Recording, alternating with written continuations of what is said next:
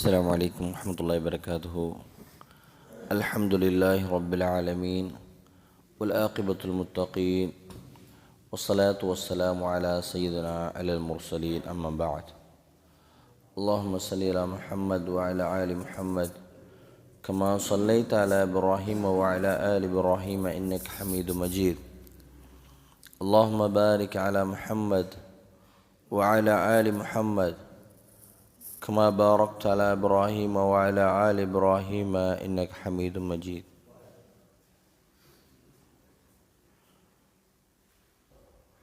கணியத்துக்குரிய எல்லாம் வல்ல அல்லாஹ்வின் நல்லடியார்களே, அல்லாஹ்வின் தூதர் ஸல்லல்லாஹு அலைஹி வஸல்லம்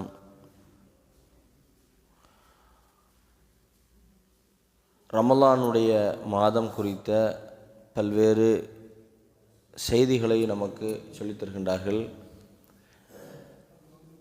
ரமலான் மாதம் நம்மை நெருங்கி வந்து கொண்டிருக்கின்றது. அந்த ரமலான் மாதத்திற்கான பல்வேறு விதமான சிறப்புகளை நபி ஸல்லல்லாஹு அலைஹி வஸல்லம் அவர்கள் நமக்கு ஹதீஸ்களின் வாயிலாக நமக்கு விவரிக்கின்றார்கள். அப்படிப்பட்ட ஒரு சில நினைவூட்டல்களை இன்ஷா அல்லாஹ் வரக்கூடிய நாட்களிலே இன்ஷா அல்லாஹ் கூறிக்கொள்ளலாம் என்று நான் விரும்புகின்றேன்.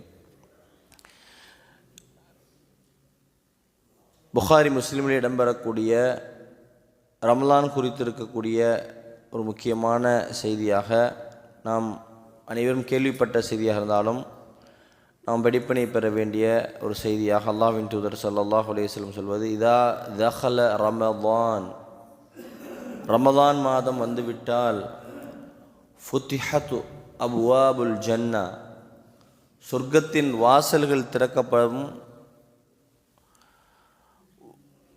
வகுல்லிகத் அப்வாபு ஜஹன்னம், நரகத்தின் வாசல்கள் மூடப்படும்.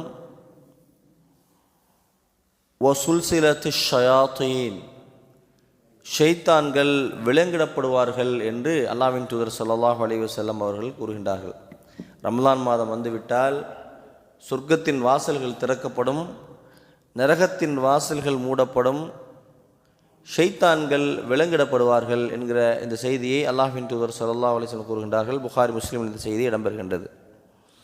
ஆக இந்த உலகத்திலே வாழக்கூடிய நாம், நமக்கு இந்த உலகத்திலே சொர்க்கத்துக்கு செல்வதற்கான வாய்ப்புகளும் நரகத்துக்கு செல்லக்கூடிய வாய்ப்புகளும் அநேகமாக இருக்கின்றன.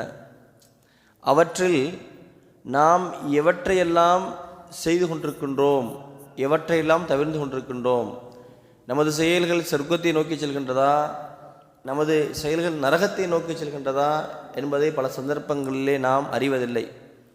ஆனால் ரமலான் மாதத்திலே அல்லாஹ் நமக்கு தரக்கூடிய வாய்ப்பு என்னவென்று சொன்னால், சொர்க்கத்தின் கதவுகள் திறக்கப்படுகின்றது. சொர்க்கத்துக்கு போவதற்கான எல்லா விதமான வாசல்களும் திறக்கப்படுகின்றன, அது இலகுவாக்கப்படுகின்றன. ஒரு மனிதன் சொர்க்கத்துக்கு செல்வதற்கான எல்லா விதமான வாய்ப்புகளும் சந்தர்ப்பங்களும் இந்த ரமலான் மாதத்தின் மூலமாக அது அதிகமாக திறந்து விடப்பட்டிருக்கின்றன.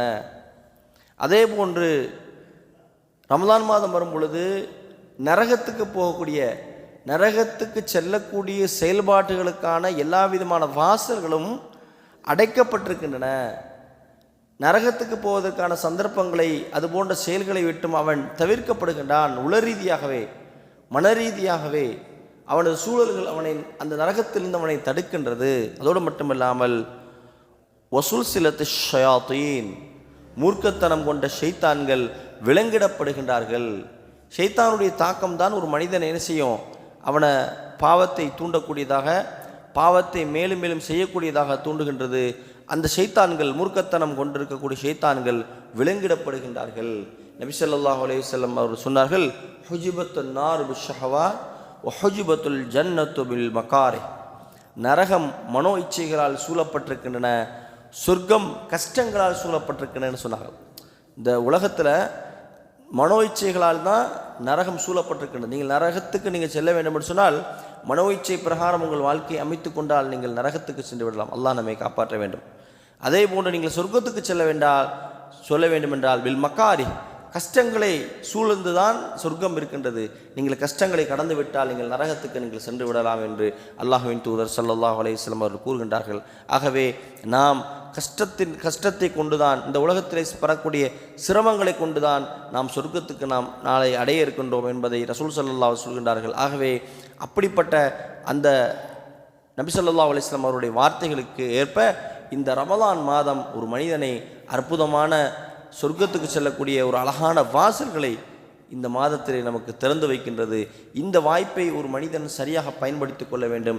இந்த மாதத்திலே அவன் நரகத்துக்கு செல்லக்கூடிய காரியங்களை விட்டு விலகி அதிலிருந்து பாதுகாப்பு தரக்கூடியவராக சொர்க்கத்தின் பக்கம் தன்னை ஈடுபடுத்தி கொள்ளக்கூடிய, சொர்க்கத்துக்கு போவதற்கான எல்லா விதமான தகுதிகளை பெறக்கூடியவராக ஒரு அடியான் மாற வேண்டும் என்பதை இந்த செய்தி நமக்கு சொல்லித் தருகின்றது. ஆகவே ரமலான் மாதம் வந்துவிட்டால் சொர்க்கத்தின் வாசல்கள் திறக்கப்படுகின்றன, நரகத்தின் வாசல் மூடப்படுகின்றன, ஷைத்தான்கள் விலங்கிடப்படுகின்றார்கள். இந்த செய்தியின் மூலமாக நாம் அறிந்து கொள்ள வேண்டிய மிக முக்கியமான அம்சம், இந்த ரமலான் மாதம் வருவதற்கு முன்பாகவே நாம் நம்மை நன்மையின் பக்கம் தன்மை ஈடுபடுத்தி கொண்டு இந்த ரமலானை பயனுள்ள ரமலானாக, பலர்களை நீங்கள் பார்த்தீங்கன்னு சொன்னால் ரமலானை ஆரம்பிக்கும் பொழுது நல்ல இபாதத்துகளோடு ஆரம்பிப்பார்கள்.